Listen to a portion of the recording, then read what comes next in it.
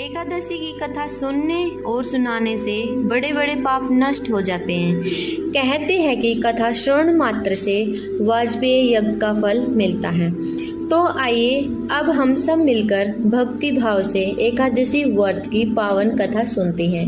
हे भक्तों, कथा श्रवण से मन निर्मल होता है और पितरों की तृप्ति मिलती है। अब ध्यान लगाकर कथा सुनिए। धर्मराज युधिष्ठिर कहने लगे कि हे भगवान, आश्विन कृष्ण एकादशी का क्या नाम है, इसकी विधि तथा फल क्या है, सो कृपा करके कहिए। भगवान श्री कृष्ण कहने लगे कि इस एकादशी का नाम इंद्रा एकादशी है।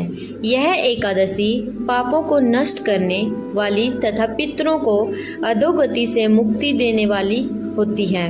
हे राजन, ध्यानपूर्वक इसकी कथा सुनो। इसके सुनने मात्र से वाजपेय यज्ञ का फल मिलता है।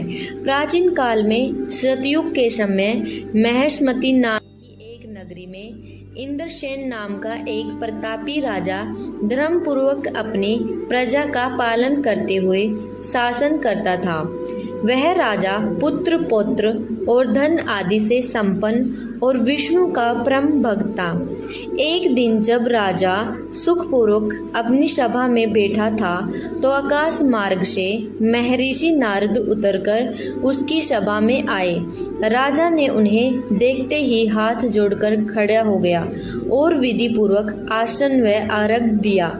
सुख से बैठकर मुनि ने राजा से पूछा कि हे राजन, आपके सातों अंग कुशल पूर्वक तो है, तुम्हारी बुद्धि धर्म में और तुम्हारा मन विष्णु भक्ति में तो रहता है।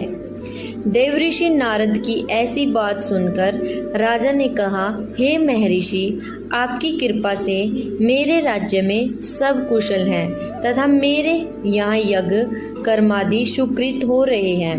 आप कृपा करके अपने आगमन का कारण कहिए।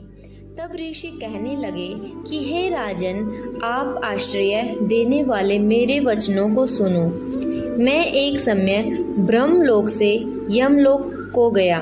वहाँ श्रद्धा पूर्वक यमराज से पूजित होकर मैंने धर्मशील और सत्यवान धर्मराज की प्रशंसा की। उसी यमराज की सभा में महान ज्ञानी और धर्मात्मा तुम्हारे पिता को एकादशी का व्रत भंग होने के कारण देखा। उन्होंने संदेशा दिया, सो मैं तुम्हें कहता हूँ।